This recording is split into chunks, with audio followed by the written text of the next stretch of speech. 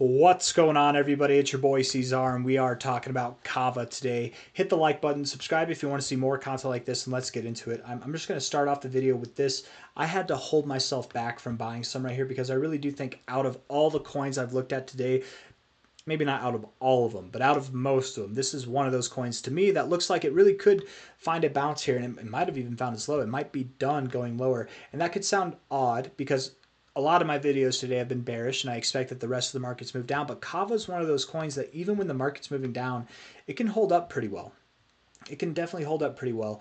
It did move down with the rest of the markets yesterday, 8.9%. That's actually a little bit less. The average coin dropped just over 10%. So here it's just under 10%. It's not that significant, but still showing, again, just a testament to what I was just saying there, that this is pretty resilient when it comes to market decay. At least recently it has been. On a daily perspective at the RSI, if we're looking at it here, we are near the oversold zone with this look, rejecting off the 60s, getting down here. I mean, you've been ping-ponging kind of between this area and that area, so I'm not completely convinced, but it does look to me like you want to get oversold. And with that implication, we would expect to see lower prices.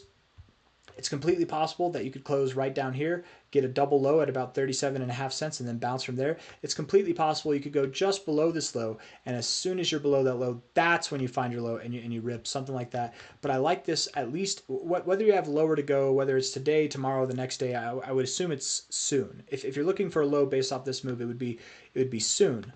But before you go down there, the 4-hour time frame is suggesting that you might bounce first, right? You have a low here and a higher low, and this is what made me want to buy this thing because it's the only one giving me a positive signal out of the coins that I kind of primarily focus on. I think Swift coin too, actually. Let me just, not trying to divert attention here, but Swift coin, no, it went up a little bit to start the day. I mean, it's up 2%. Most coins are down already today, but maybe it had a little pop to start the day and it's pulling back. But KAVA, Swiftcoin actually did have a little bullish divergence too, to be completely fair.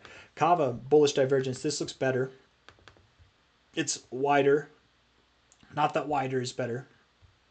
But what I should have said, what I meant to say is it's deeper. It has more, where Swiftcoin's divergence, it was basically at these same areas. KAVA, the divergence suggests that you would at least move up to about 42 cents. You're at 39.7 cents now, and likely you don't stop at 42 cents. You probably do go just through that. I would suspect you find a lower high, something like that, but this positive signal makes me think that you do go probably around 43 cents. So 43 cents, not financial advice, not a financial advisor, but again, the reason why I had to stop myself is I'm looking elsewhere. I've got money in KAVA, but I want to put money into some other short-term investments perhaps, right? But KAVA, I do, and I want that money readily available, right? So I don't want to tie it up in something else because I could buy here and it could still go down, but I do expect it to move up to about probably something that's just below or just above 43 cents, right around there. If we look at this relative low here to this relative, I don't even know, is that actually the right low to take? I'm going to take this low to high. Okay, I'm glad I did that. Yeah, low to high here, low to high right here.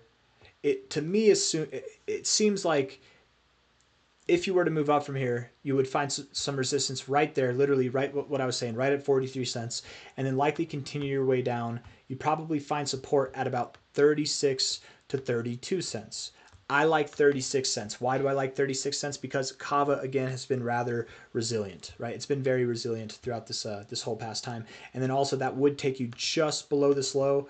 That makes sense to me, man. I really think 36.4 to maybe even 34.7 cents. Somewhere in that zone is where you're going to find support.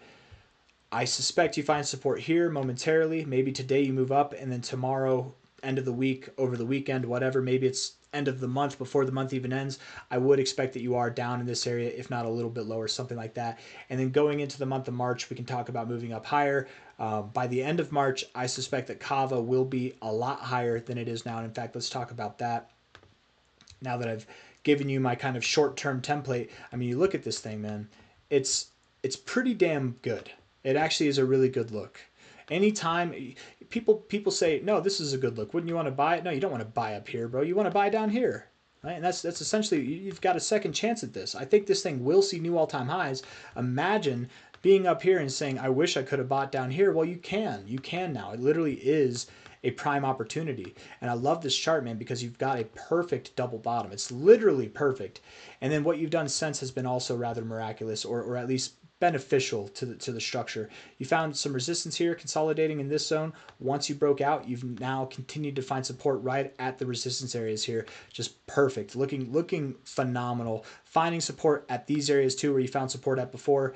The last time that we were at prices like this, I mean, it wasn't a matter of time at all. I mean, on a weekly basis here, I'm talking like, what was this, from March 16th to August 17th? So what is that? Is that 6 months? No. Nope. That would be 5 months. No.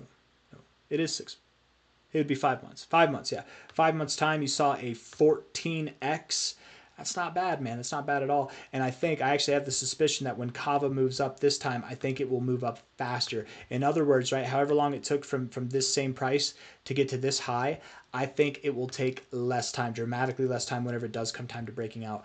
I don't think we're at that breakout point yet, but I mean, within the next 10 days, maybe even within at least the next 15 days, I would assume that you are breaking out of this zone and looking to move higher. More immediately speaking, from a high to a low here, once you find your low, wherever it is, I think it's going to be at around, 37, maybe 35 cents, something in that area. When you do find your low, I expect a very immaculate, immediate move up to your golden ratio at about $2.31 to $3. You probably find some turbulence, whatever, and then you continue to move up past that, right? And I think you'll be on a nonstop mission, essentially, probably by the end of summer, if not sometime in summer, that'll take you to your all-time high areas, getting you set up for that end of cycle finale, which I think will take you to new all-time highs, right? How high does it go? I don't know, but from here, 39 cents, 100x would be $39, and you've got targets that point to $86. So do the math there. This thing is multi-100xable. It absolutely is. And again, as nice as this cycle was last time, from a low point here to a high point there, you saw an overall growth of about 37x. I think this one's going to be nicer and faster, more ferocious once things start to take off, right? But we've got a little bit of time until then. What else was I? I was going to say something. I can't remember what it was. That's okay. That's okay. I think we've said enough, probably. So probably end the video there. I think that the price from here does grow a little bit. I could be wrong, and that's why I'm not taking this trade. But to be completely fair, it looks fairly obvious. This is what I was going to say. Okay, I got carried away, man. I literally, this has been lingering in my brain. So while, yes, you do have bullish divergence, you have that look right now on the 4 hour, it's technically not confirmed until you have a green candle. So, and even then, you could still go lower. But if this candle can close green in the next 25 minutes, then you have confirmation of bullish divergence, and that would be good for a move up again to about 43 cents, thereabouts. It's not guaranteed. Nothing's guaranteed, but it would make a lot of sense to me. From there, you probably go down and find your lower prices around, what was it? Something just below this low over here, right? Something around 36.5 cents to maybe 36 cents, if not just lower than that as well. And then from there, over the weeks, over the months, throughout the rest of the year, you're going to have a phenomenal time. It's going to be a party. We're going up to targets that are worth multiple dollars at the least. I got nothing else for you guys. Hit the like button. Subscribe if you want to see more content like this. Thank you all for being here. Take it easy. Bye-bye.